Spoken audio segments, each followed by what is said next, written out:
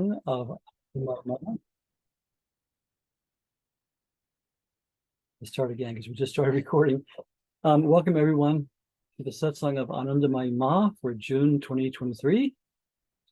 And I always have to give this disclaimer first for everyone who participates. We are recording this session and we do put it on our YouTube channel, which is Anandamayi Ma Satsang West, so people can later on access these readings we do and enjoy it for later. Okay, so let's start. My name is Mangalananda, for those who have not been here before, and I am an appointed Acharya, that's a lineage teacher of Anandamayi Ashram in India, in Madhya Pradesh, Ma Sharanam Ashram. And this is my wonderful wife, Gloria, also known as Jyoti or Sri Ram Kaur. Sima.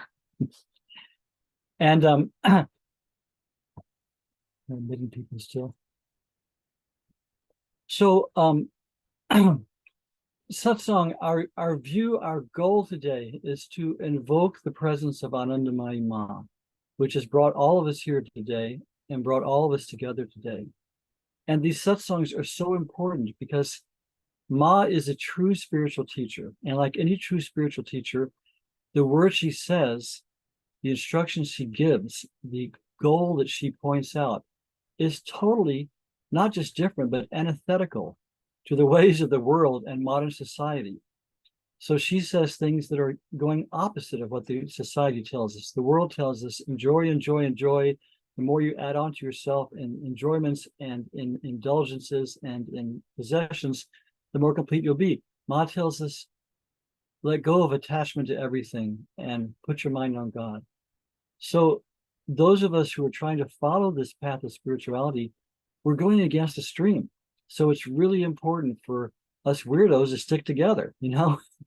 As Benjamin Franklin said, we hang together or we hang separately, you know. So satsang is very, very important for many reasons. That's one. We need to always be there to help each other and support each other. And since you've been on Zoom now, we have people from all over the world, so it's wonderful. So because of this, I'll ask your patience to introduce everybody. We want to see everyone's face. So please, everyone who's here, turn on your video, which you can do, you know, from bottom left of your screen. And Renu will introduce herself. She's our co-host today. No, sorry. First, let me introduce my co-host, and then we'll go from there. So first, I want to introduce Pragya Hallstrom, who is the author of the wonderful book about Ma, Mother of Bliss, a classic, and soon to be released second wonderful book. And she is our co-host today. Pragya, will you say hello? Jai Ma. It's so good to see you all. Jai Ma.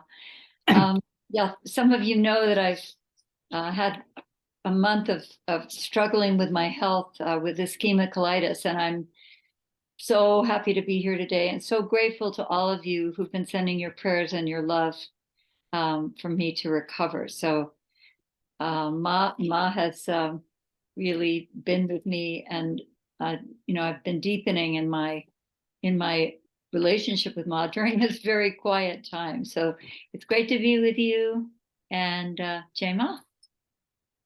Very good. We missed you the last 2 months. We were saying prayers for you. So Renu, why don't you introduce yourself? She's our wonderful and ever efficient, ever ready to serve tech host. And then Renu will call your name one at a time. And when that happens, either unmute yourself in the bottom left of your screen, or you can just push the space bar. That will allow you to speak, and then mute yourself afterwards so we don't get all this echoing, okay? Because we want to see every single person and hear your name. So at this point, we have a lot of people. So later on, we'll have open times for discussion and sharing.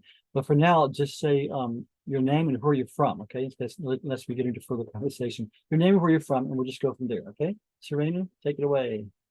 So I'm David Slyer. I'm from San Diego. Welcome, David. Jai Ma. Your first time with us, right? It's my second time. I was here for the birthday celebration last time. Very good, very good. Welcome, Jai Ma. Okay, Jai Ma. Welcome, David. And I'm here in Mountain View today, but usually from Fremont, all Northern California, with Prerna and Diego. Yay, welcome. Hi, guys. Hi, Jai Ma. So I'll just, And today, after Satsang, Gloria and I are going to go by this Anubhuti Retreat Center, which you've seen it. It's right near our place. It's a nice place, and see if they can let us have a room once a month for Mathu Satsang, so we can all come in person again, or whoever can come in person. We'll always keep Zoom. But as you saw last month when we had Ma's birthday at our little shrine room, the Wi-Fi was so terrible. It was a technological disaster. Everything went. It was just awful. So we can't do it there. And we're in our office now, but it's too small to have other people. We're just jammed in here.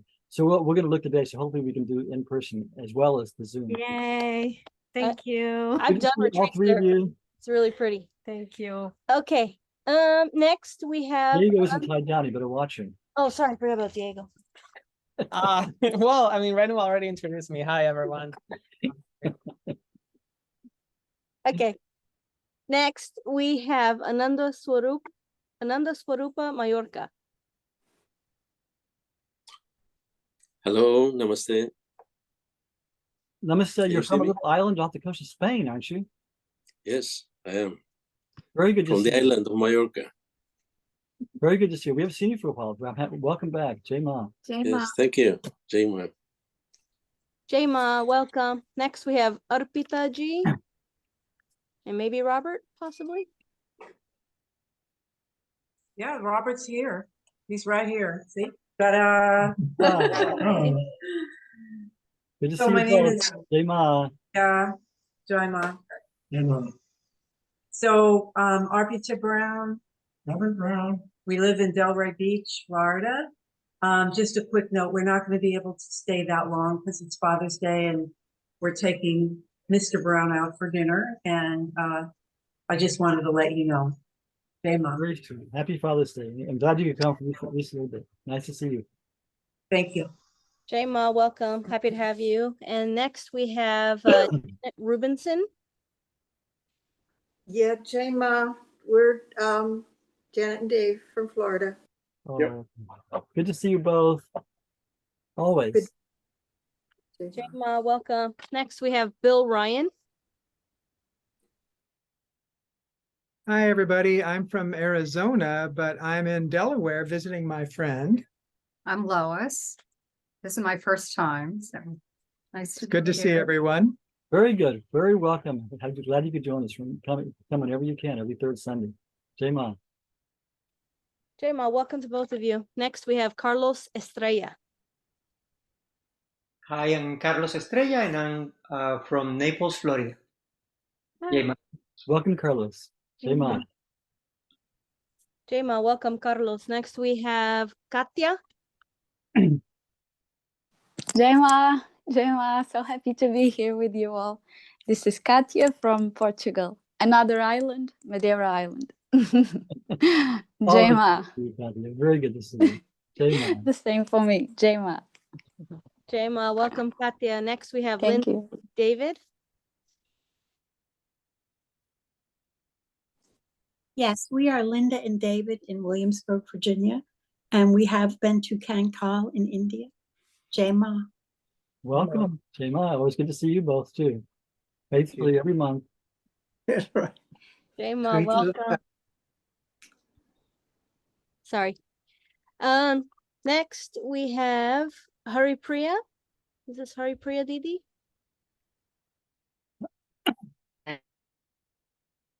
Hi, Priya, are you there? Yes, it's Haripriya Didi, Jai Ma. I want to say two sentences, if you allow. We was in April in India, and we have the good choice to visit Swami Guru Sharananda in Masharanam Ashram, and we was super happy how everything is going and going there. And Landati, perhaps you both can make again a Germany tour, because we hope that you can come again to the West and make a concert or whatever you want to offer, speak about Ma or something like this. We was very happy, and I go back to Ma Sharanam in the middle of November for a little longer time. So Good. I remember many places we have visited together. You have done many tours with me there. So we had a wonderful time, and I really was, it is Ma's grace, also the place from Ashok Babaji in the middle of the ashram. There is so much vibration. Also, I must say some sentence, sorry about. Jema, Jema. Jema Haripriya. Good to see you. Yes, we were back at Masharanam in February.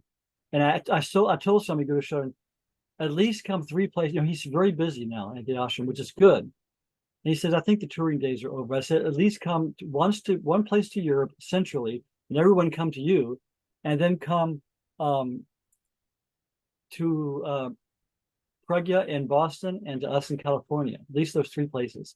And he said, okay, we'll see. So there's a possibility in the future we'll get him back with us. But it's true. We haven't been back to Moscow Yes. for 3 years because of the I COVID. try also, yeah, for sure. With me, it was the same because it's COVID. Ne? But, get another 5-year visa. So Mark give me a lot of very good. And I will try to convince Swamiji also. Okay, we'll get it in November. That we will see. Whatever place you choose, it's possible to come. But it's true. So I only want to say I was so see how the ashram is growing, how the ashram is, and what is also so incredible with the cows. We have seen the Goshala, and they do this banana planting, and they do the ghee, what me as Krishna Bhakta love very much. And there was so many nice vibrations there. I only want to share this with everybody who was not there. Okay, Jema. okay, we have to move on. But it is true, we hadn't been in 3 years, and I was amazed how ashram has developed in those 3 years. It's more beautiful, more lush, more holy. Everything is great. Okay, well, good to see you, honey. Yeah. So, Renu, who's next? Yeah. Welcome. Thank you. Same. Next, we have Julia Mader from Canada. Well, yes, I'm in Canada now, and it's been a wonderful change from Florida in the summer. So glad to be here. Jai Ma. Good to see you, Shama. Will you be back at the Oceanic Cove anytime next year, or what? Oh, yes. It's likely that I'll go down and be with younger owners and pass on what has been given to me. That's a great pleasure. Oh, good. So, good. Very good. We'll talk later. Yeah, okay. Good. Although Good. one never knows for sure, but it's definitely feeling very good. Good. Good. Thank you. Good to see you always, Shama. Thank you. Jema, welcome. Next, we have Randy Jordan. Hey Ma, everyone, great to be here. And I'm from Great Barrington, Massachusetts, Western Massachusetts, not too far from Pragna. So very good. Good to see you, Randy. Good to see you. Good to see you guys too. Hey, Mom. Welcome, Randy. Next, we have Raphael. Hi, I'm Raphael, and I'm from Milwaukee, Wisconsin. Jema. Jema, welcome. Very good. Welcome, Raphael. Next, we have Reed. Hi, everybody. This is Reed in Berkeley. It's great to be here. Jema. Good to see you, Reed, and hopefully we'll have in person before too long. Also, you can come. Looking forward to that. Hey, Ma, welcome, Reed. Next, we have Sarah from Hawaii, I think. Yes. Hi, it's Sarah from the Big Island of Hawaii. Jema. Good to see you, Sarah. And Yana wrote me and said she's in Chicago, but she apologized for not being here, which is sweet. I will miss her. I miss her for 2 months. Hope she's here next month. Aloha, welcome, Jema. And we have next Saraswati or Barb. Jai Ma, Saraswati here. And I'm going to Ma Sharanam Ashram in November. So thank you for sharing. Maybe we'll connect. Jai Ma. Good. You'll see Haripriya. You'll love her. She's great, great character. Good.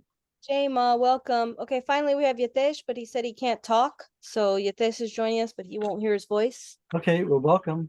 And also one note in the chat was Pragya wanted to thank everyone for all their prayers, and we certainly hope she gets better fully 100% soon. Good. Okay, so let's begin. And I thank you for everyone's patience. It was so good to see everyone and see people here for the first time and people who come every month. I think it's important that we get to strengthen this community we feel together, because we're all Ma's children and we're here to join in our love for Ma and our desire to know more about her and her teachings and how to put them into practice. So let's look at that. So as always, I like to start with Ma's own words of assurance that she's with us at this moment, always. That we just have to turn in the right direction, that is, turn inward and feel her presence with us, and immediately we can be tuned into her. And the more we do it, the more we will feel that presence, and the more we'll be brought into that unity, which she is the absolute manifestation of. She's the manifestation of divine unity. That is her message to the world. She herself is her message. So anyway, here's Ma's words. She says, I am ever with each one of you, wherever you happen to be, but your vision is tied down to worldly matters and you have little time to direct your eyes to this body and your thoughts and actions. What can I do? But know it for certain that whatever you do in thought and deed, whether you are near or in distant lands, never escapes my loving attention. Just as at a flash of torchlight, your faces gleam forth in their bold outlines, all your facial expressions appear in my mind when you meditate on me, or talk about me, or sit down to pray to me. So by Ma's own words, she is seeing each one of us right now as we think of her. And the fact that she is now no longer in the body has no significance. She is an eternal reality that showed herself in time and space for a short few 82 years and then withdrew that, but that name and form is still there and her presence is still with us. And let's continue. There's more of Ma's own words about her presence. She says, and Ma usually referred to herself as this body. She rarely said I, but she did occasionally, but usually said this body. For this body, the question of accepting or declining anyone does not arise. At all times and under all circumstances, in inspiration and in dryness, this body remains and ever will remain with everyone. And then she says, you may want to banish this body from your mind, God forbid, but this body will not leave you for a single day. It does not and never will leave your thought. Whoever has once been drawn to love this body will never succeed in wiping out its impressions, despite hundreds of attempts. This body resides and shall remain in their memory forever. And this is Ma's own word. She says, in all your activities, in your sadhana, think, Ma is with you. With perfect repose, sit still, thinking, in the midst of emptiness, Ma is with me. This will give you ananda, bliss. Whether you meditate quietly or laying down, feel Ma is with me at every single moment. And she continues, she says, for one who knows me, I am one with him. For one who wants to know me, I am very near to him. And for one who does not know me, I am a beggar before him. She wants to, her presence is uplifting and inspiring and rejuvenating. She wants people to know her. And finally, she asks, you ask me if I love you? You may or may not be able to be without me, but I simply cannot do without any of you.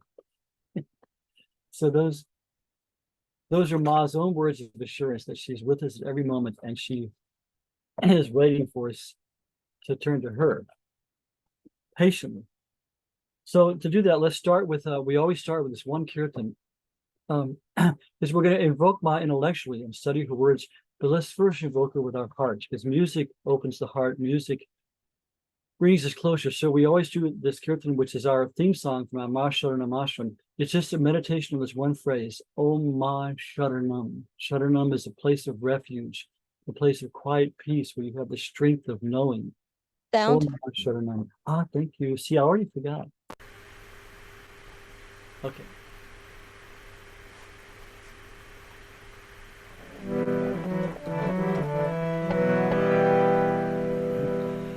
Om Ma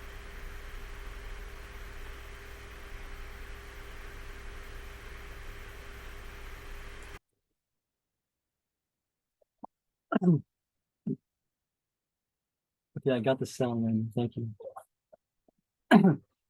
So we kind of have a liturgical way of doing this every month. The order is a nice thing. So I always Did you do the sound? I switched it back. Oh, Yeah. sorry. Got it. Thank you. Thanks for reminding me. So I like to start with reading a couple of instances from Ma's life or someone's experience of being with Ma, because it kind of brings it back, right into this world now that she lived and breathed the same air we do. So I want to read today some memories from my friend Ram Alexander.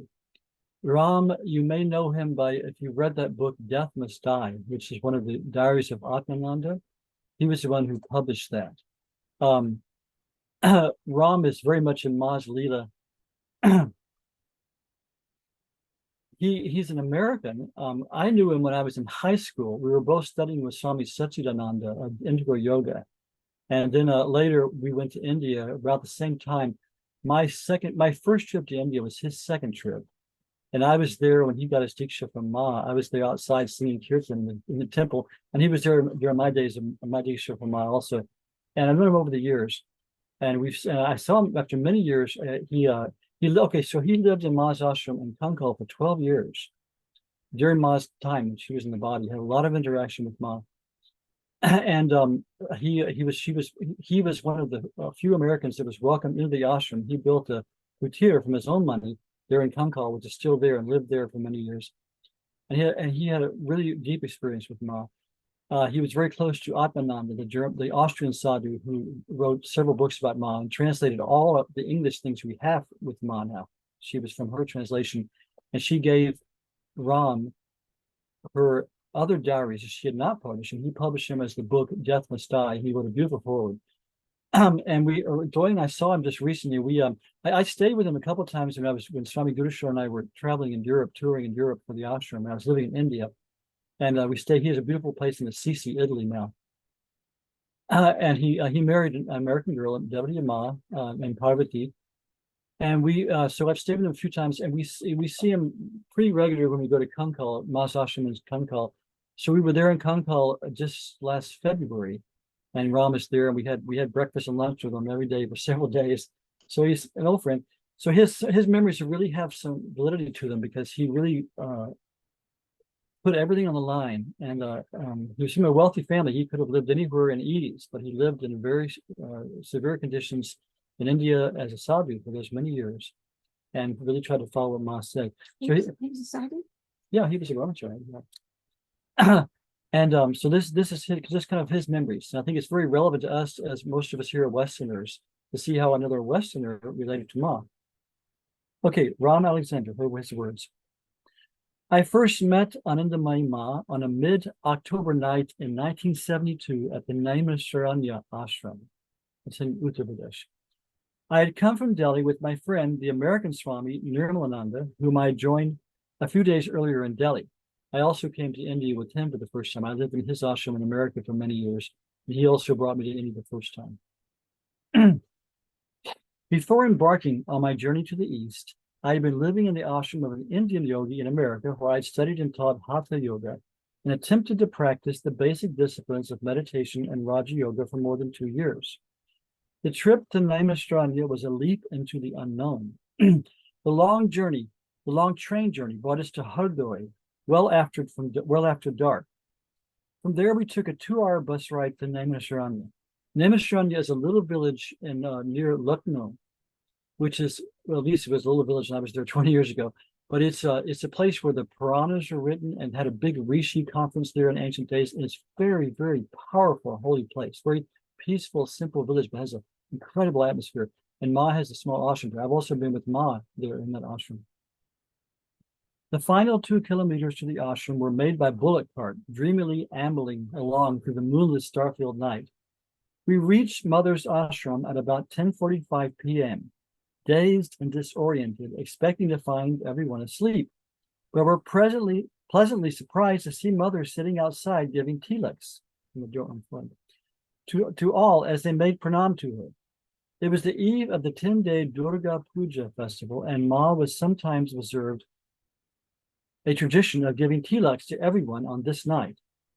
All day long on the train, Nirmalanandaji had been telling me our mother is God.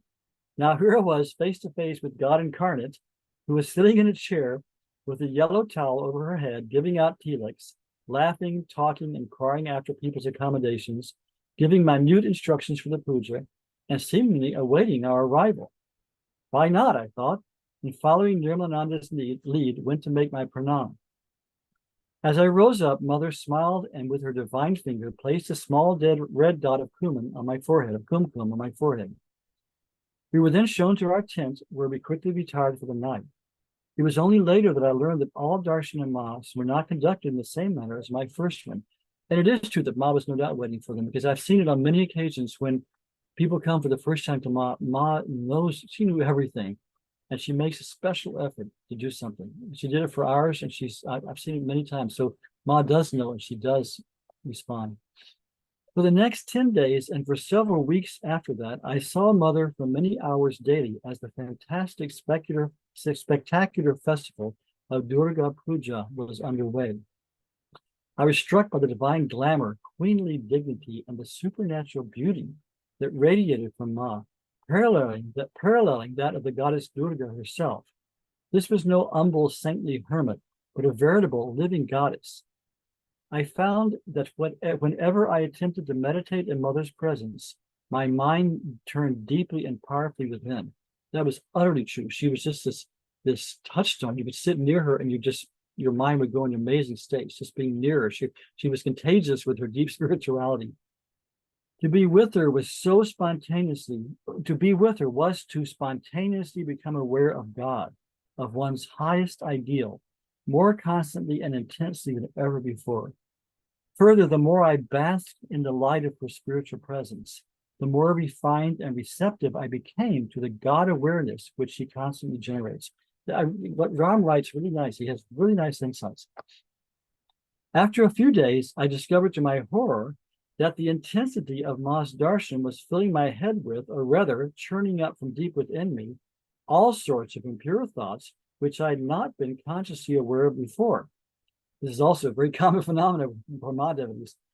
Now, one person said, Gopinath Kaviraj, who was a great pundit, said, anyone who comes near Ma, she's so gunatita, she's beyond the titas, beyond the gunas, that everything inside of you gets brought out. And Ma herself said, anyone who comes near this body will have everything brought out, because you don't want these snakes lying dormant in you. You don't know when they'll raise their heads. So that was her specialty also. She brought everything out. So Ram says this is happening to him. Nevertheless, I continued to stay around her as much as I possibly could, as I felt this to be a purification process. Although I was unable to look her in the eyes during this period, which lasted for about 2 weeks, I felt afterwards all the more receptive to her grace.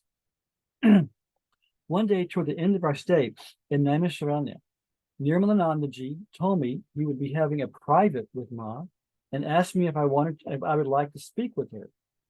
At the time, I still had my guru in America and did not feel I had anything to ask Ma, and so declined the offer. A few days later, however, as Nirmalanandaji was going in for his private, I had the thought, if she is really as great as everyone says, maybe I should go and ask her those basic burning questions concerning the ultimate meaning and purpose of life with which I had always been obsessed. I caught up with Nirmalanandaji and said I would like to join in this private.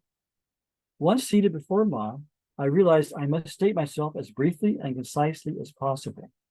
I quickly told her of my search for truth and of the obstacles which I felt were beyond my control and thwarted me.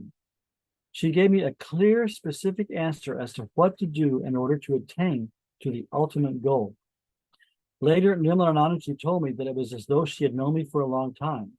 And in fact, several years later, in a private with Ma, in response to my query regarding a very important spiritual experience I had had as an adolescent many years before meeting her, she indicated clearly that she had been aware of that experience at the time it occurred. Again, this is nothing unusual. I mean, it's wonderful, nothing unusual. I feel that Ma saved my life many years before I met her at one point. So Ma has been watching over all her devotees long before they met her, and also long after she leaves her body. After my first question, I suddenly felt inspired to ask something else. I blurted out, please grant me the grace to never forget you, not even for a second. For I knew that if I can remember Mother, I can remember God far more intensely and profoundly than I could do on my own. Indeed, to think of Ma is to be in the presence of God. It is Atma Darshan, or as Mother says, I am your own Atman, the truest self. How absolutely true. After my brief private with Ma, I felt as insignificant as ever around her, although Nirmala Anandaji assured me that I had received her Keala. It's her special thought. It was only several months later, after my return to America, that I realized the full truth of this. After Kali Puja and Naimisharanya, I followed Ma to Haridwar for Samyan Sapta, and then to Vrindavan and Benares. And during this period, I attempted to meditate as much as possible in her presence and became increasingly aware of an ever-growing receptivity to her spiritual power. Still, I felt that my relationship with her was totally impersonal, that she was not particularly aware of my existence. Thus, shortly after Nirmalananda's departure for America, I decided also to be on my way. I was holding a round-the-world plane ticket, which allowed me to stop anywhere and everywhere on the way. I was determined to take full advantage of it and in no hurry to return home. Besides, there was still much of India I wanted to see. It seems, however, that Ma had other plans for me. Since I did not feel that I merited, or perhaps did not even desire at that time, a personal relationship with Ma, I did not feel it appropriate to formally say goodbye to her. Therefore, one day in Benares, I simply pranammed from a distance and left, not at all sure I would ever meet her again. Later, I learned that for several days after my departure, Ma had inquired about me and even asked people to look for me. The day after I had said goodbye to Ma, I became sick, and when the illness persisted, I saw a doctor who told me that I had jaundice. I somehow made my way to Calcutta on a plane that took me back to the USA. My parents, to whom I returned, were surprised but relieved to see me, as I had been sending them exotic descriptions of my proposed adventures around the world in itinerary. Shortly after my return home, I came down with a bad flu on top of the jaundice. For about a week, I ran a very high fever of 104 to 105, which I stupidly refused to take any medicine. Then one morning, I awoke to find I was completely cured. At the same time, I was filled with a startling awareness that I had a completely new body, that every molecule was new and pure. This is also saying Mom would just push everything through. Furthermore, I realized that the total rebirth was due to Ma and to having had the darshan of so many sacred places in holy India while traveling with her. For several days, I would look at my arm or hand and marvel at it, for I knew that my entire physiological being was totally new and Ma had caused this. Okay, so let's go ahead.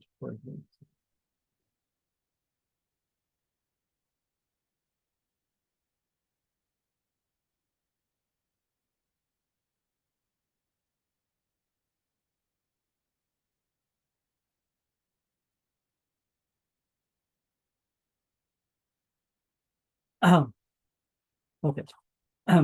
So then he came back to India and he had Diksha from Mom. I'm trying to find what it was. Okay.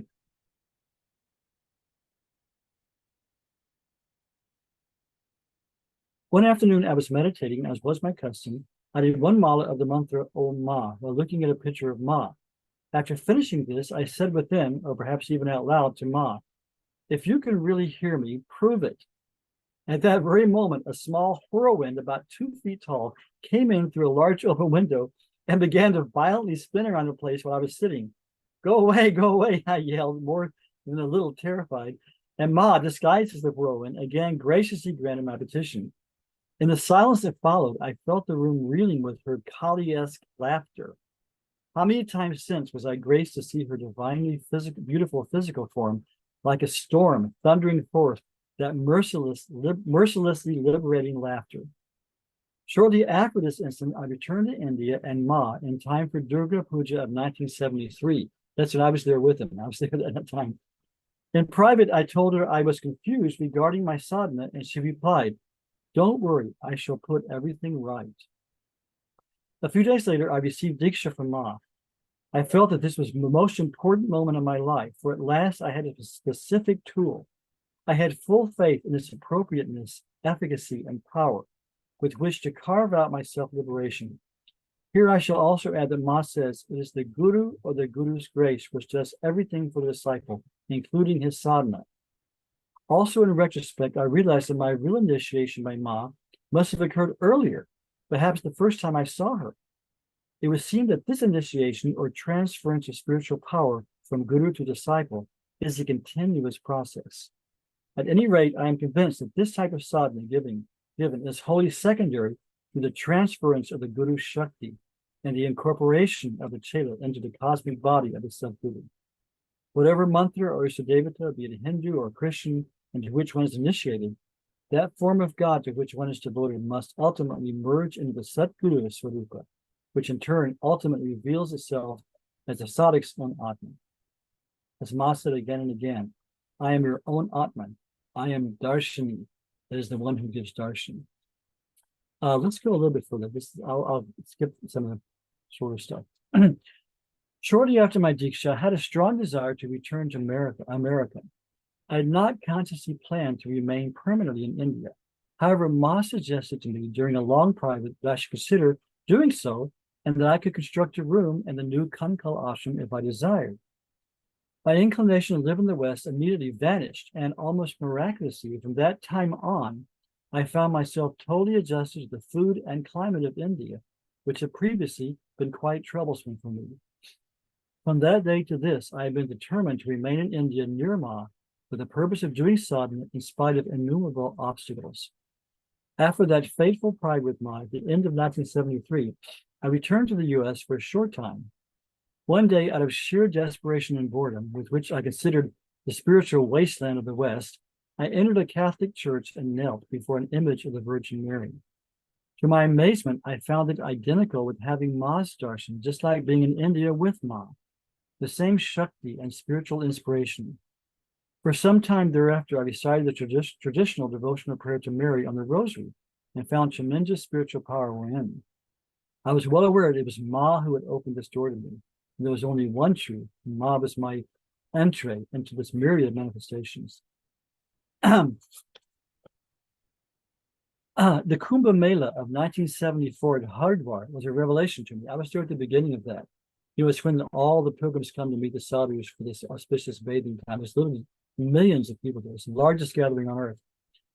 I particularly enjoyed walking alongside Ma, who was being carried in a palanquin during the various processions. Here more than ever, she radiated that divine regal majesty, and the atmosphere was charged with a special spiritual intensity. The experience was even more profound 3 years later at the Allahabad Kumbh. How many times must I have gazed upon her and felt that all the pain and suffering of human existence was worth enduring, if only for the privilege of catching a glimpse of her. No amount of hardship was too great if one could see her once during the day, even if it was from a distance and only for a second. We all have that feeling. For to see her was to catch a glimpse of one's true self, that is God.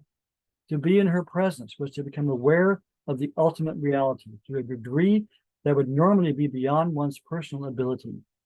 Usually when I pranam to Ma, I would be slightly afraid because it was a leap into the unknown.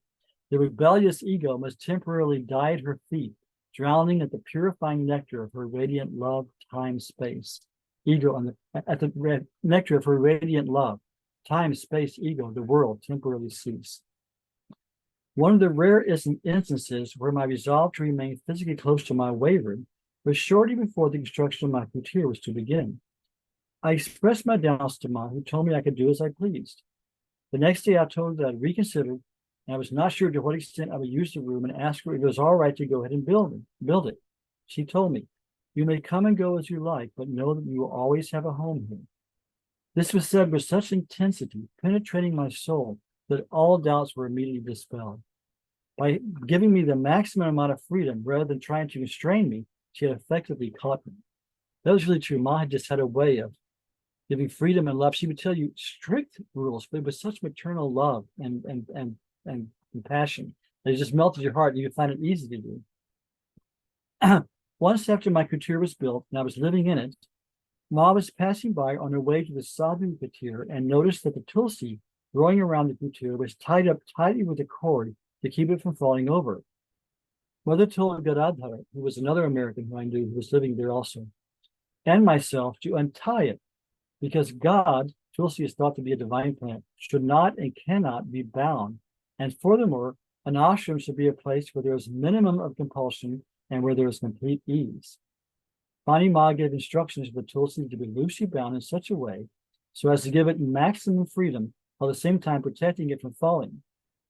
During the years I lived in the ashram, I came to greatly appreciate Ma's rules, which may appear unreasonable to outsiders, but without the esoteric work that leads to complete freedom would be seriously impaired. In Ma's case, without a doubt, there was no question of ego, so the more one attempts to cling to her transcendent personality, the more one approaches the uniqueness of one's own Atma, one's own inherent unique divinity.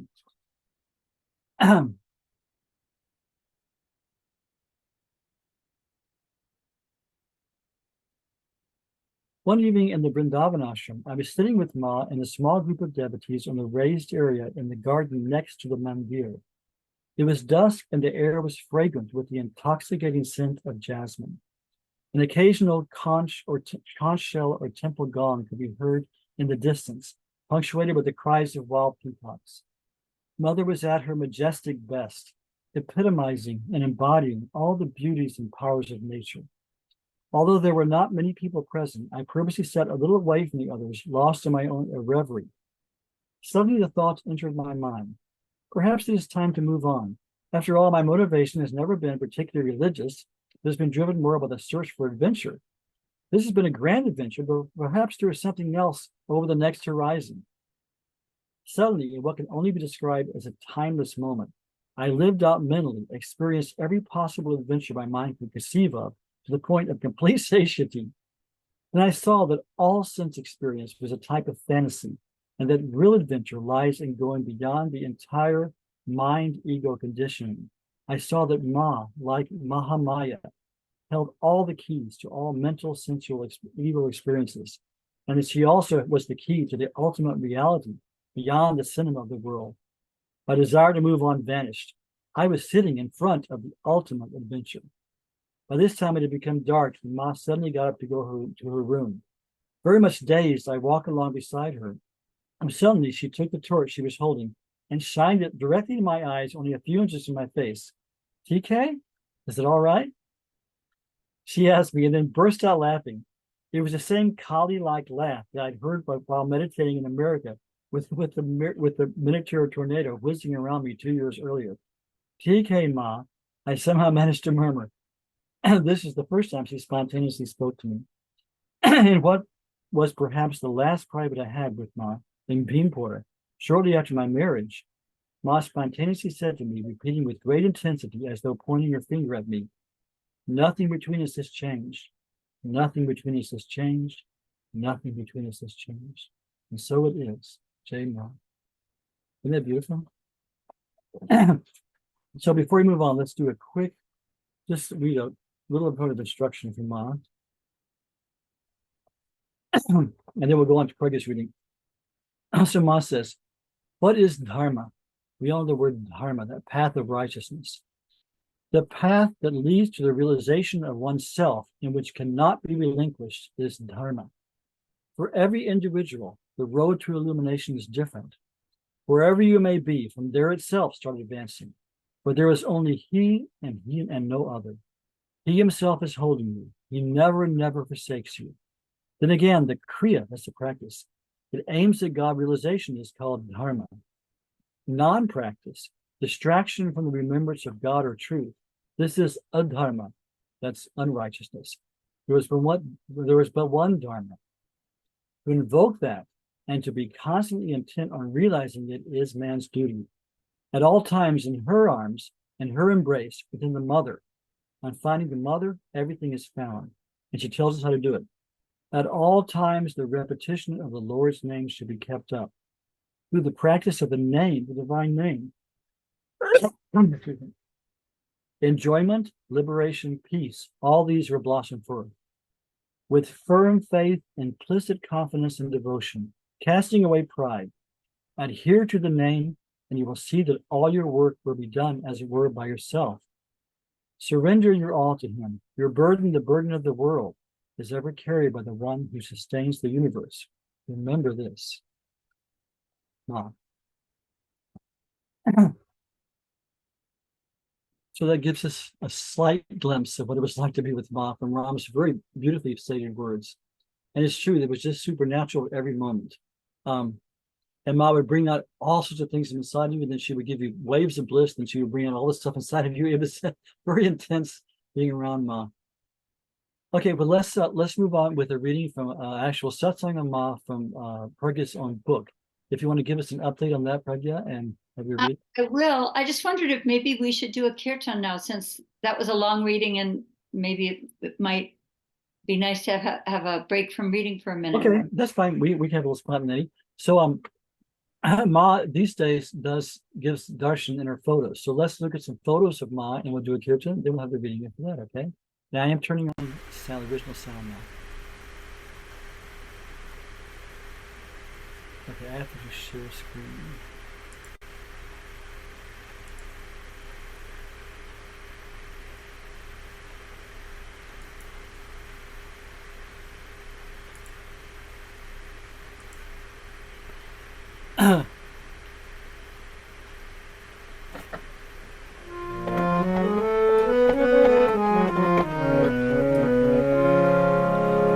We say Anandamayi. Ananda is bliss. Anandamayi means overflowing with bliss.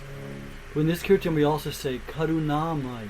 Karuna is compassion. So Ma overflowing with compassion. Jaya Ma, Jaya Ma, Jaya Ma, Jaya Ma, Jaya Ma, Jaya Ma, Jaya Ma, Jaya Ma,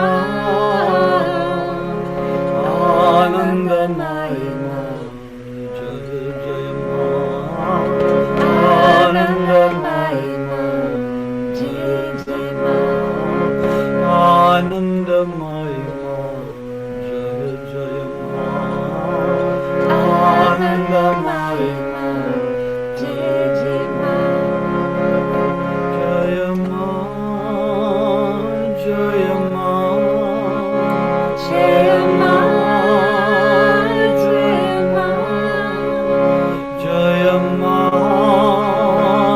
Jaya Ma, Jaya Ma, Jaya Ma,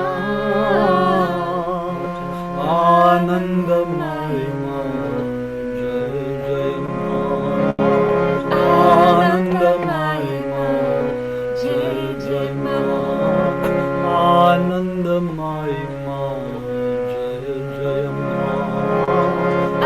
Anandamayi Ma, Jaya Jaya Ma.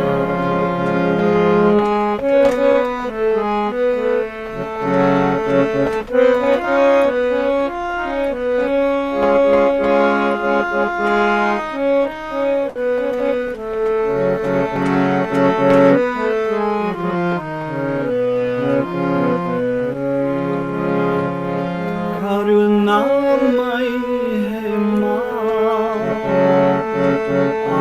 Anandamayi hai Ma,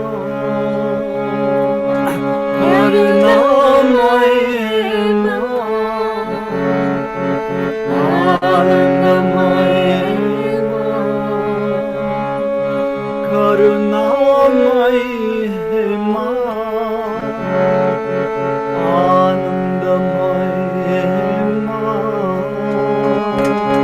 Karunamayi hai Ma, Anandamayi hai Ma, Jaya Ma, Jaya Ma, Jaya Ma, Jaya Ma, Jaya Ma, Jaya Ma, Jaya Ma, Jaya Ma, Anandamayi Ma, Jaya Jaya Ma, Anandamayi Ma, Jaya Jaya Ma, Anandamayi Ma, Jaya Jaya Ma, Anandamayi Ma, Jaya Jaya Ma. Om Ma, Om Ma, Om Ma, Om Ma, Om Ma, Om Ma,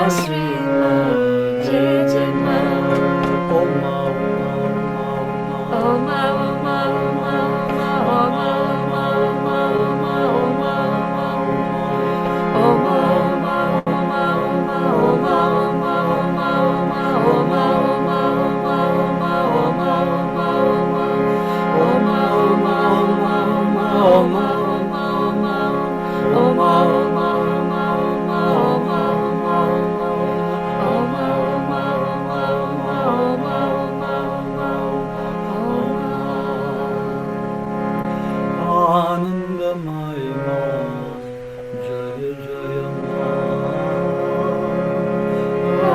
Anandamayi Ma, Jaya Jaya Ma. Shri Shri Anandamayi Ma ki jai.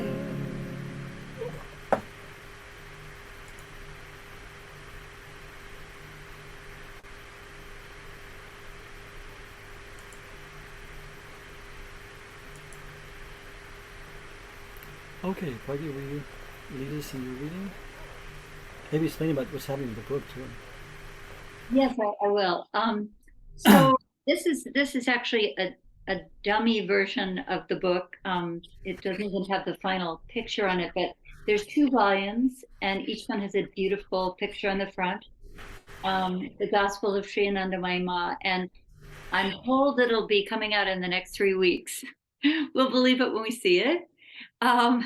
And everyone will be able to get it on Amazon, no matter what country you live in, except for if you live in India, in which case you can get it on the website of the publisher, Yogi Impressions. And what's unusual about, I think, this 2-volume set of satsangs is that, we're used to reading Ma's Vani, Ma's words, Ma's golden pearls of wisdom. We're used to reading them in little segments, like some beautiful quote that's very inspiring. These are, represent an entire satsang, maybe a half an hour long, maybe an hour long, maybe an hour and a half. So you see the continuity of what Ma is saying, and you also see her different approach to different questioners. So one person asks the question, and in the next satsang, the same question could be asked, and the answer will be very different, because Ma had this skill in means, this sort of miraculous ability to know what each person needed to hear, and not just each person individually, but someone in the group needed to hear it this particular way. So, for example, in the reading that you just did, Manglanandaji, in that last thing of Ram Alexander's, Ma repeated herself 3 times. And so I chose to repeat everything that Ma said the number of times she said it, because I felt like the fact that she said it 3 times was very significant and kind of increased the transmission in a way. So I think it'll be really a blessing to just even open to any page, which is what I did today to choose this reading. And so for some reason, one of us or all of us, probably all of us, need to hear this reading today. It's not long, but it's extremely, I find it very potent and very, it's very deep. Questioner, what is the best way to overcome anger? Shri Ma, the simple method is to drink a glass of cold water at that moment. And if possible, look at your face in the mirror. Swami Nirmalananda, who is there with her. Who says Ma is not practical? Shri Ma, then think later like this. He has done what he wanted and has left. If I get angry with him now, the anger will remain with me. It will burn only me, while it will not affect him. So with this anger, I will harm myself. Then what is the use of getting angry?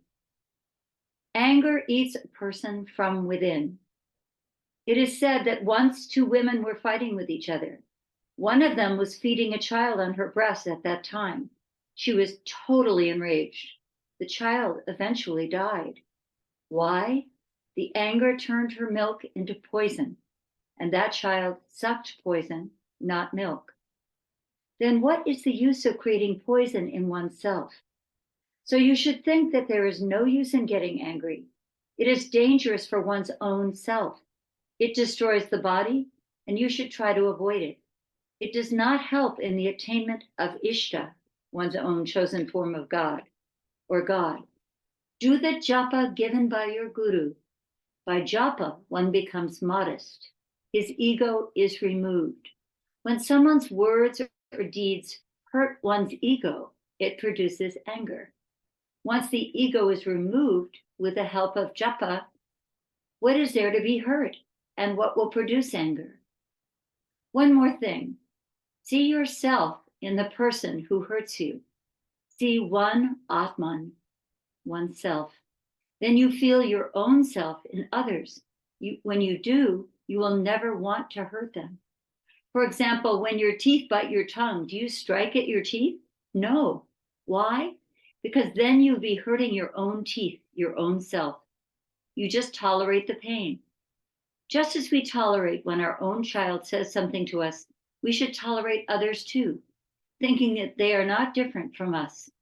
Patience and tolerance open the way for our welfare. That very thing destroys our anger. One more thing. Anger is not rooted out until the knot of ignorance is cut, but it may certainly be weakened. So if you want to avoid anger, follow the advice of your guru. Develop friendships with everyone. Feel your Atman in everyone. If someone does any injustice to you, advise him politely and calmly. In spite of your explanation, if he does not calm down, do not get enraged. Be calm. Then the other person will learn a lesson and say, see, look at how much I said to him, but he never got angry. He was calm. He will gradually rectify himself. Set an ideal. Set an example for others. Jai Ma. How wonderful. You see how fully practical. That's wonderful. She gave about 5, 6 different things, ways to address it. Do you have any thoughts about that reading, Pragya? Sound?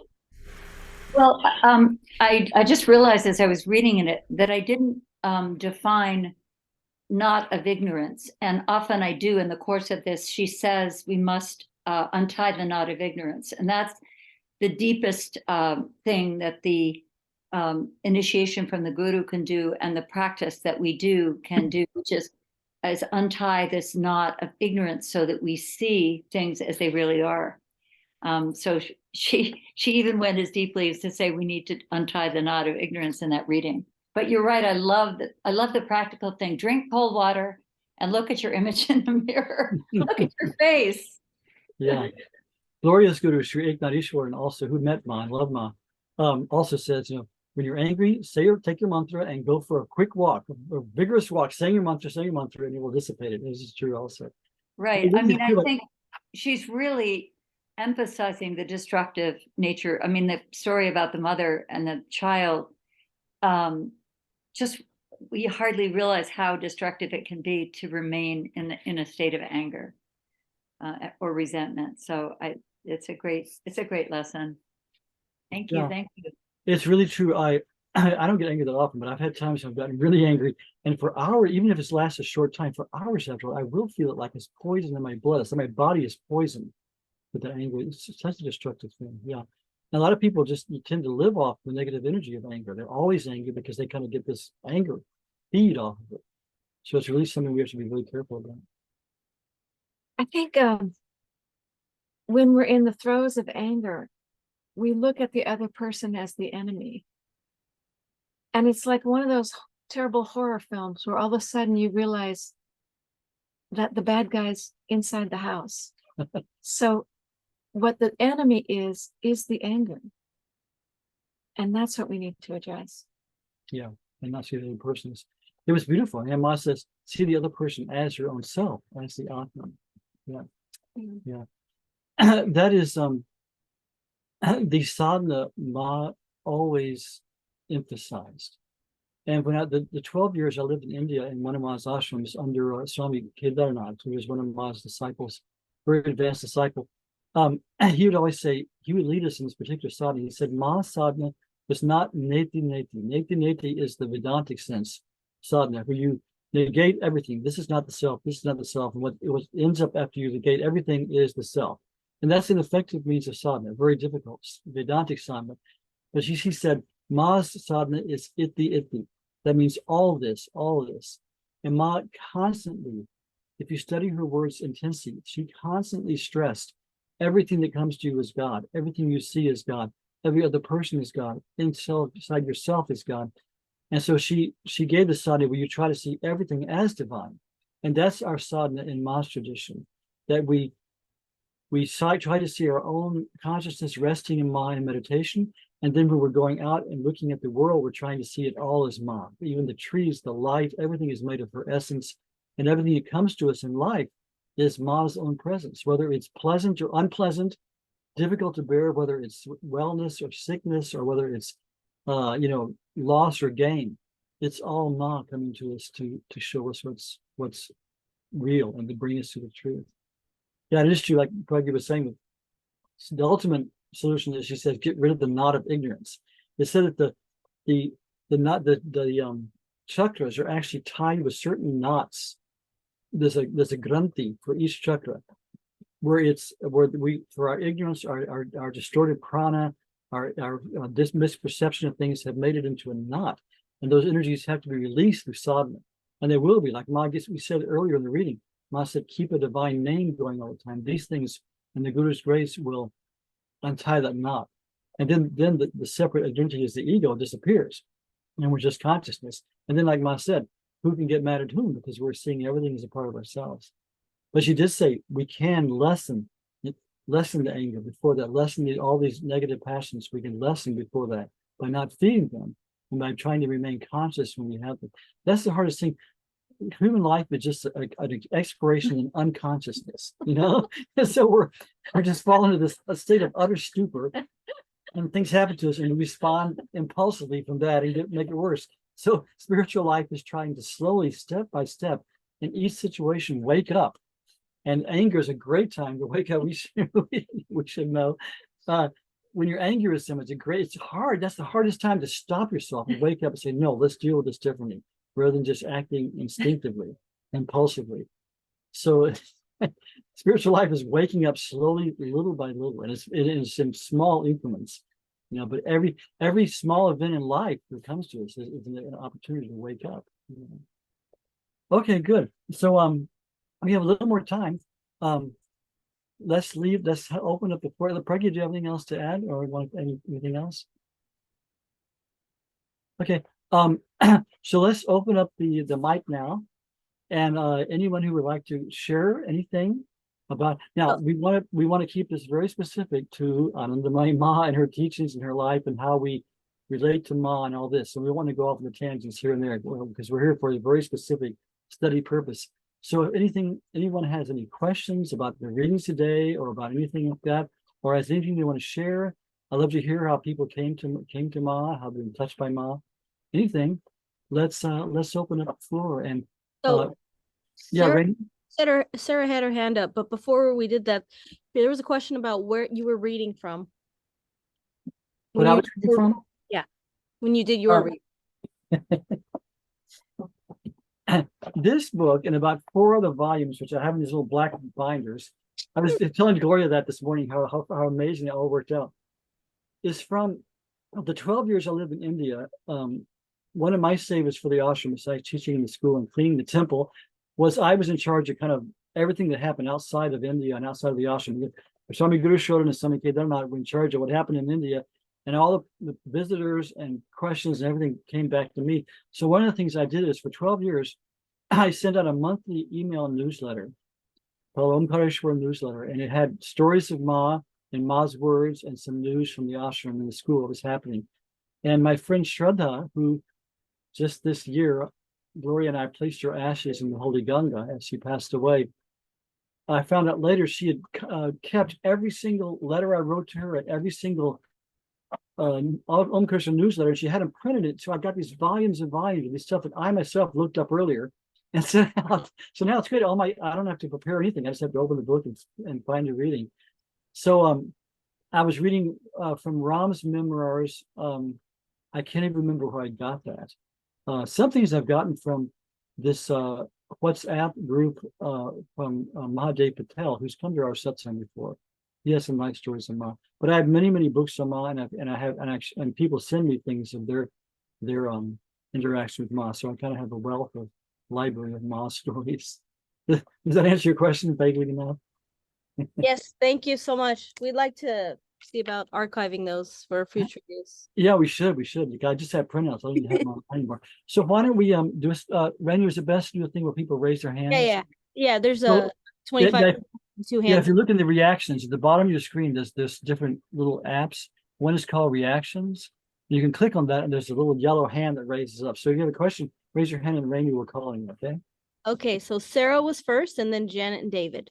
Okay. Sarah. So I don't know how to ask this, but as a therapist working with trauma survivors, to me, anger has been really important in terms of healing. In terms of someone's traumatized, they have to somehow first get angry before they can heal, right? And it's not we just want them to be angry, but it's like like someone who's a victim of child abuse, like they're stuffing the anger down, so it becomes a knot, like an energetic knot. And so it's like in my profession, like expressing of anger is like step one toward like reconnecting with God, but it's really an energetic thing. And so I guess I wondered if Ma had ever addressed like child abuse or domestic violence or things like this, where part of the healing is self-defense, right? To like experience that, like I'm going to defend myself before I can reconnect with God, because that's just my body's need to be safe. So I don't know if that makes sense, but That makes perfect sense. I understand your question. I can only talk from my own experience. I don't remember ever reading Ma talking about child abuse. He has talked about people being unkind to their spouses and saying how totally inappropriate it is. I can tell you from my own experience, I understand what you're saying, and it is true. I lived in an ashram for many, many years in America that was very strict and actually very unfair and very abusive, extremely abusive, physically abusive, mentally, emotionally abusive. Terrible place. I finally had enough sense to leave, but I had to suppress my anger time and time and time again. After many years, I have now asthma, and I went to a naturopathic doctor one time in India when I was really suffering, and he knew nothing of my past. He said, I can see by looking at you and examining you, your lung problems is because you were in a situation where you had to suppress your anger and never express it, and you kept swallowing it, and it's caused this problem. So this physical problem is from suppressing anger. So I know what you mean. There is, I'd like to hear your thoughts on this too. There is something in expressing that anger immediately, but I think what Ma is saying is you don't let it go on, because it is poisonous even for a short time. So letting it go on, keeping it running, and feeding in resentment, this is like catastrophe. But it is true. You have to in some way let that injustice, that anger for that injustice come out in some way. I've had it in my life where after leaving that ashram, I moved to India and I was meditating, doing a lot of intense meditation, and it kept coming up again and again and again. But this one person who had been so abusive to me, and I'd always been respectful of him, this leader, this group. And finally, I had to stand up, I just stopped the meditation, stand up and mentally put him before me. And I just screamed at him, and I called him every possible swear word. And I just screamed and let it out for a long time. I don't know what they thought of the ashram. I heard it wasn't matter of screaming. And then I sat down and I felt better. And from there, I started to recover.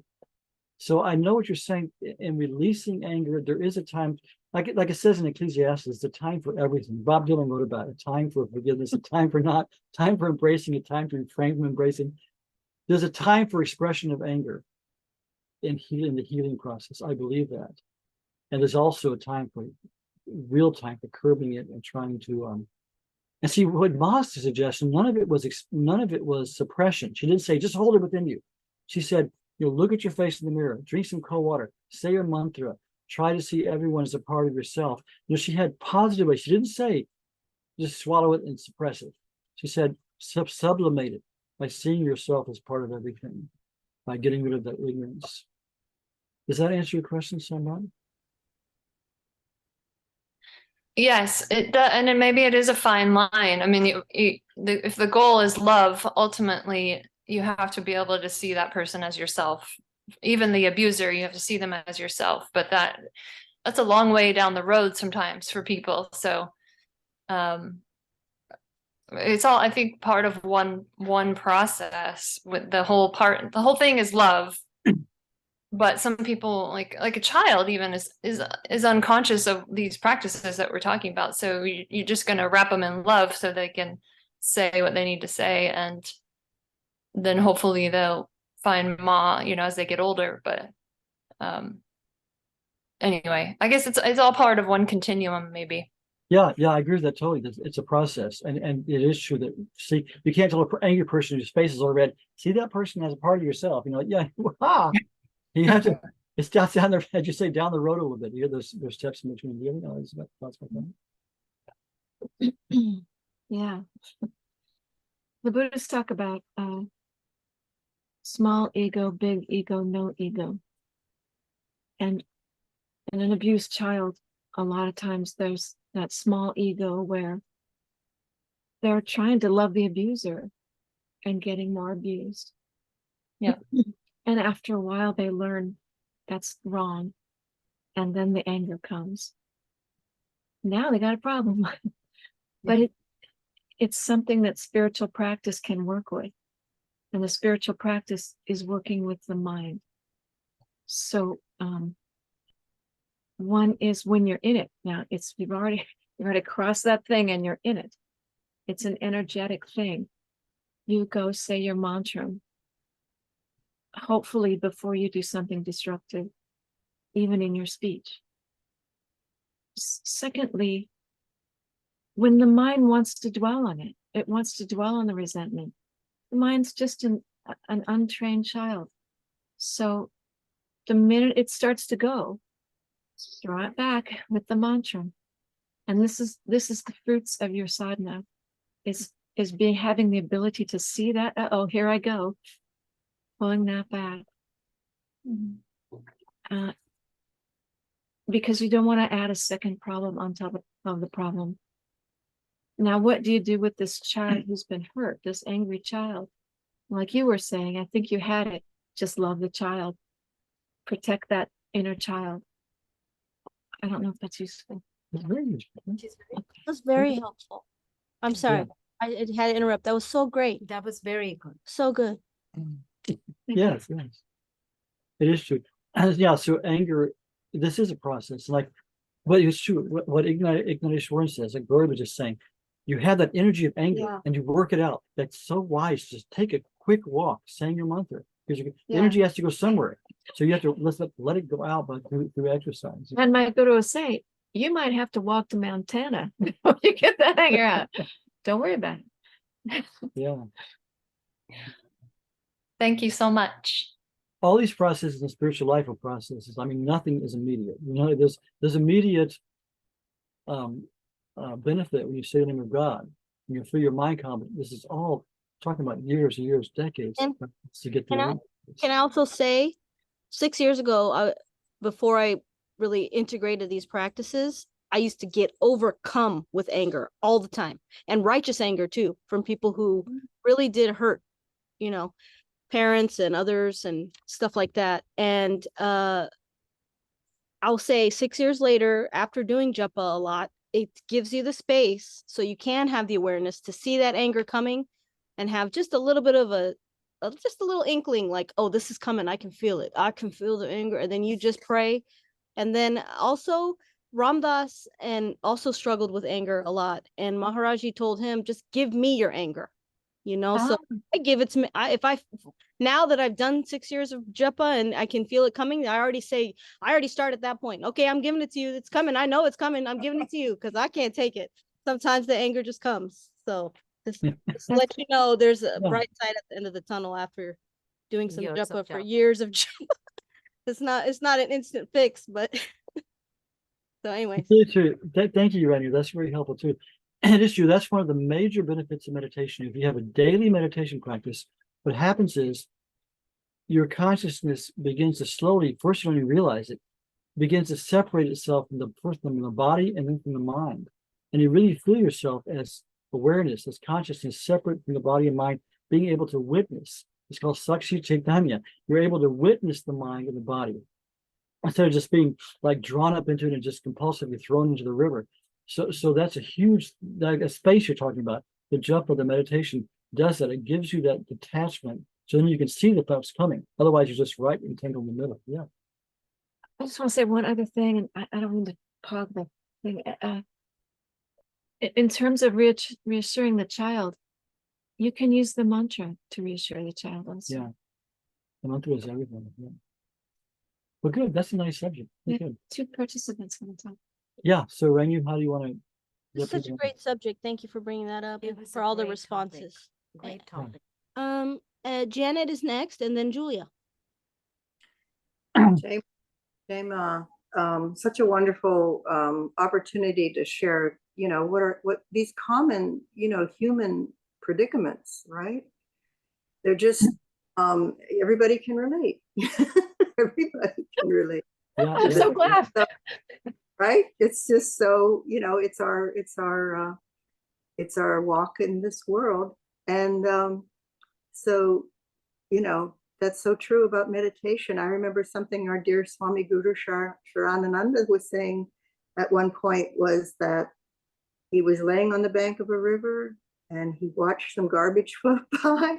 And I'm sure Pragya remembers and Manglananda remember this too. And, and he watched some garbage float by and he realized that was just the garbage floating by, And Ram Dass too says, what do you do with anger? Love it away. Love it. Just love it. I don't know that a child could do that who is in need, a traumatized child could get to that point, but we're all traumatized children actually. So, and like sometimes it's helped me to see that this person is Ma that's saying or doing whatever they're doing or saying. It's a form of Ma, in that person. And that's not something you would say to a traumatized child, of course, absolutely. But that has helped me, that in that form, Ma is coming to me. How do I surrender to that, That, Ma has a fierce aspect. God has a fierce aspect. And it's showing, some aspect of ourselves actually. So, so I just wanted to say it was very inspired by Hari Priya's her account of her recent visit and to Ma Sharanam. And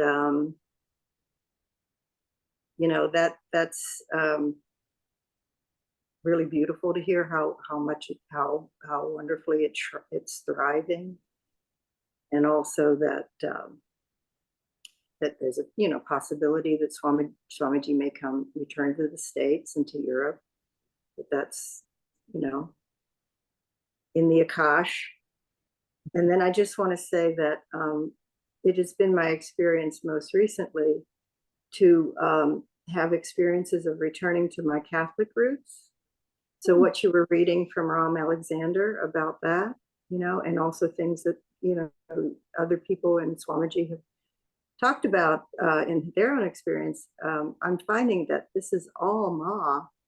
We're being guided very, in a very deeply personal way through all of through our own minds, through the content of our own experience. You know, she is there shining the light in these different places. So thank you all, Jai Ma. Oh, thank you, Janet. Thank you. It's very, very nice. Yeah, that is true. It's interesting about Ma. She was the essence of universality because, like I say, she was the embodiment of this divine unity. So she does lead people through other religions also. Like Ram is talking about, and you're talking about how you knelt before the Virgin Mary and you felt that same presence of Ma. I had the same experience too, that I was very active in the Orthodox Church. And I got so turned off by the strange dogma and some of their misperceptions of things like one life, eternal hell, and all these things. Demons. You had demons, big thing about the demons.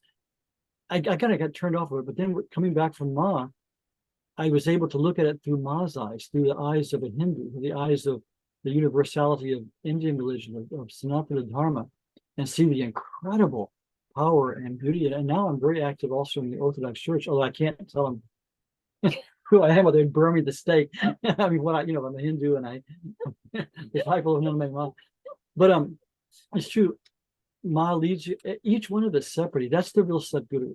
They don't have just one formula for everyone. It's like there's each person will be led in the way that they're needed. And Ma is leading each person, each one of us, in a very special way. It's really true. Thank you, Jane. Maybe it was somebody else? Okay, yes, thank you. Next we have Julia or Shama.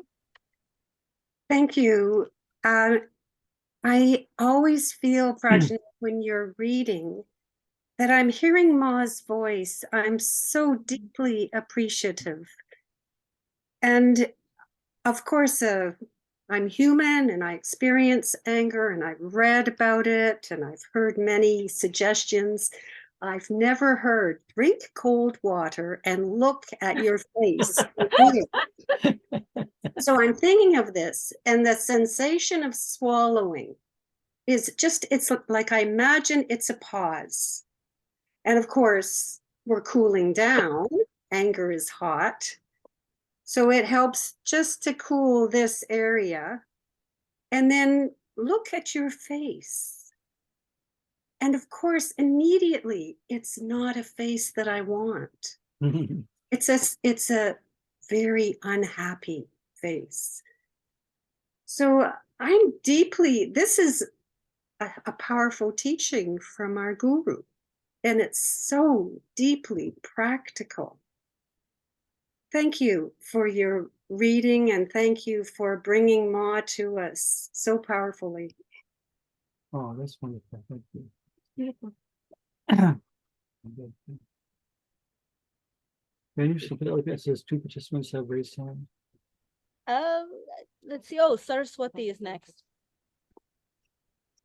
I'm so grateful to both of you for the readings, and Mangalanandaji, you started off by saying that we are, I don't know the word you used, but you kind of described us as the weirdos that come together that think differently, right? Yeah, that's us. I really see that you know, even your reading too about Dharma, you know, we all come on this planet to work out things. And just as the child comes on this planet to work things out, and as much as they don't deserve horrible, awful things, you know, there's something godly about everybody's existence and their Dharma. And so, you know, I've been chanting the Rudram for 2 years, and it's just such a reminder that God is in everything, right? In the thief, in the abuser, in everything.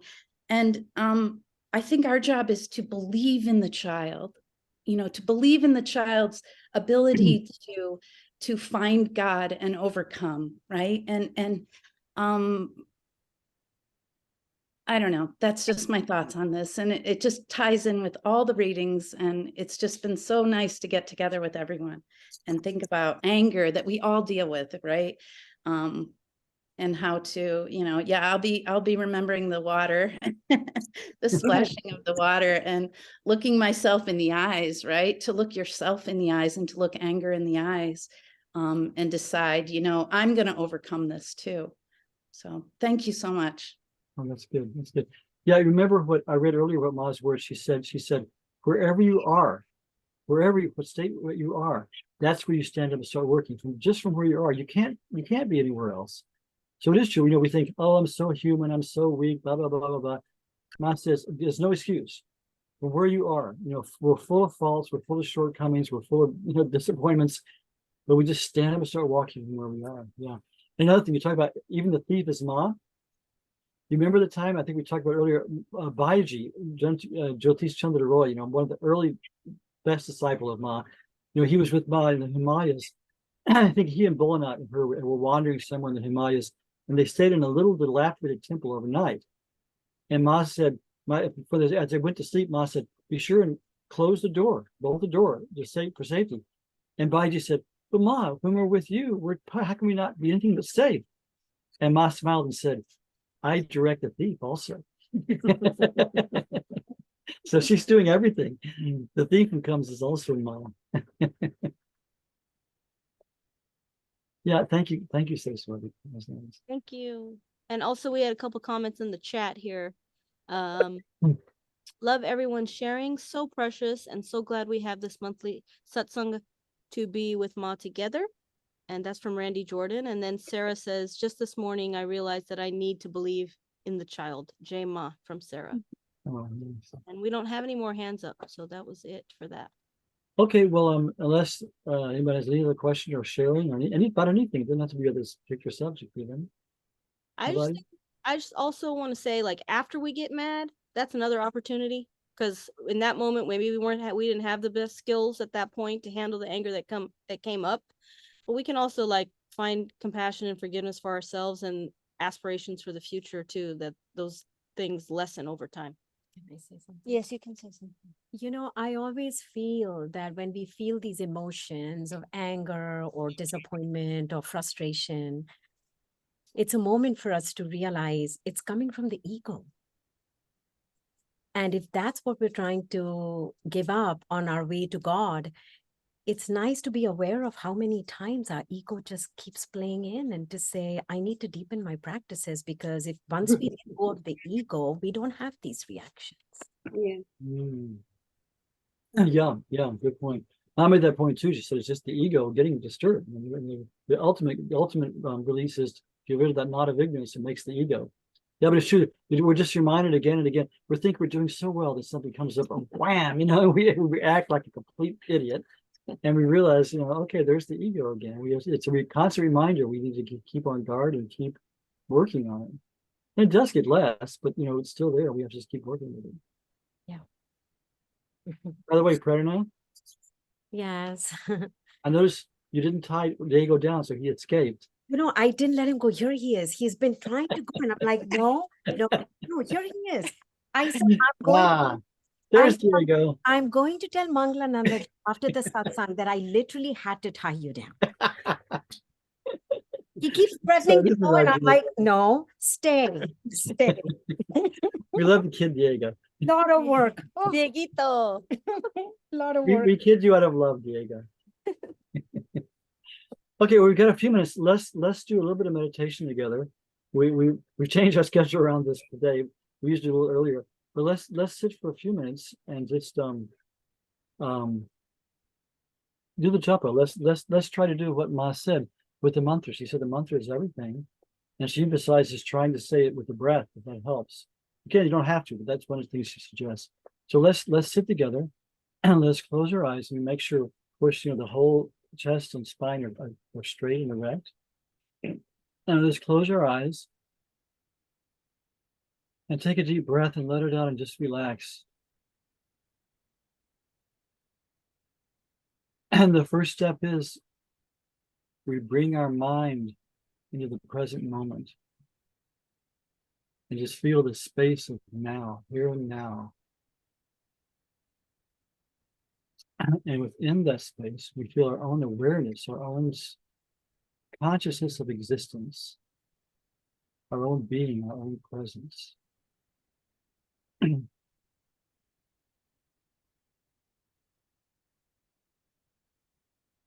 Within that, we just see the movement of the breath in front of us. The full breath in and out, and we don't try to control it. We just watch it very gently coming in and out within its own rhythm, its own pace. And just observe that breath.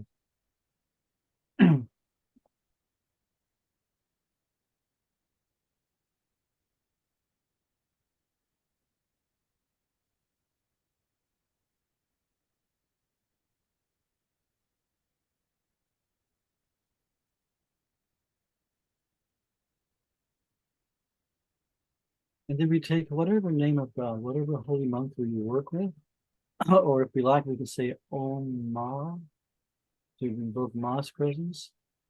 And we join it with that natural rhythm we're feeling in the breath. So in other words, when we breathe in and the rhythm is coming, we mentally intone Om Ma. To breathe out Om Ma, Om Ma, Om Ma. And we feel the sound, the vibration of the mantra vibrates in the breath. So we're literally breathing the name of God in and out.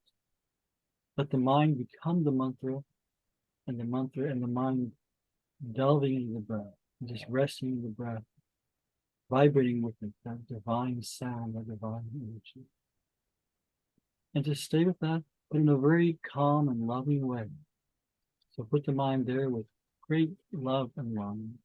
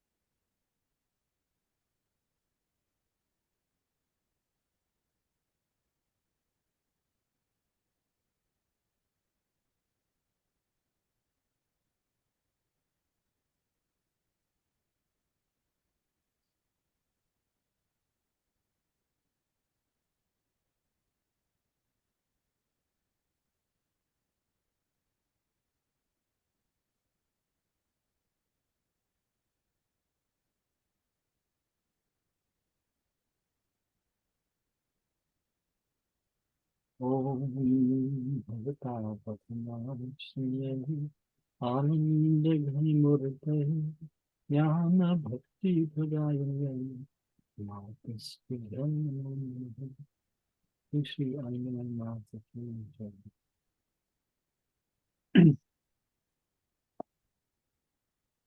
So let's leave with one last little word of advice from Ma. She says, the grace of God and the grace of the Guru always pour down on us. But you must have mercy upon yourself so that you may realize this. If your cup is turned upside down, how can it catch anything? So let's leave with the resolve to turn our cup right side up and catch the grace of love. And thank you all for coming. And we'll be here next week also. I'm putting on the gallery view so I can see everybody. We'll be here next month also, every third Sunday, same time, same channel. And we thank you all for coming, and may Ma bless all of us to follow her words and put God and self-realization as the first thing in our life, and the practice that brings us to that as the most important thing in life, no matter what else we're doing. So Jay Ma, I want to unmute and say goodbye. I'm always happy to see Well, you. What about for the people who are local? Would they like to come to the Ananda Community Kirtan? That's a good thing. That's nice. Whoever's in the Bay Area, we're doing this Sunday, next Saturday, the 24th of June, Gloria and I will be with Ramana, our tabla player, at the yoga farm in Grass Valley, Shivananda Yoga Farm, doing kirtan. But then I think it's July 8th, right? Yes, July 8th. July 8th, we're doing kirtan at the Ananda community of Yogananda in Palo Alto. At this beautiful, we played there last year, and I had my full band with guitar and violin and all this good stuff. And Gloria and I will be singing, and it's in this big green, beautiful common area in the middle of their community. People are welcome to come to that and sing Kirtan with us. And in August, we'll be in an Indigo Yoga Institute in San Francisco. And anyway, we're going to have Kirtan a lot in the next few months. And we're trying to have in-person Matra Satsang, if we can work that out for the next session. We'll try to have that too. Okay, everyone, take care. Jai Ma, thank you for coming. Jai Ma. Jai Ma. Jai Ma, namaste. Jai Ma. Jai Ma. Emma, thank you so much. Well, thank you very much. Thank you all. Jai Ma, thank you. Jai Ma. So good to see everybody. Really good. Jai Ma, thank you, Mangalananda and Pragya and Gloria. I don't know if you can hear me. Yes, yes. It's right. I came in a little late and missed the introductions, but just beautiful sharings from everyone, beautiful readings. I second that. I would love to see your readings, Mangalananda ji, archived or somehow. I used to edit books too, spiritual books and written ones. So if you need help with that, I'd love to volunteer. Okay, we'll see if we can work on that. Good. Yeah, but thank you for just the satsang. Beautiful, beautiful. And we'll let everyone know when Pragya's book comes on your book. Yes, Pragya's book. We'll send it out to the whole world. I will jump on that immediately as soon as it's available. All right, Jai Ma. Jai Ma, everyone. Take care. See you next month. Jai Ma. Jai Ma. Jai Ma.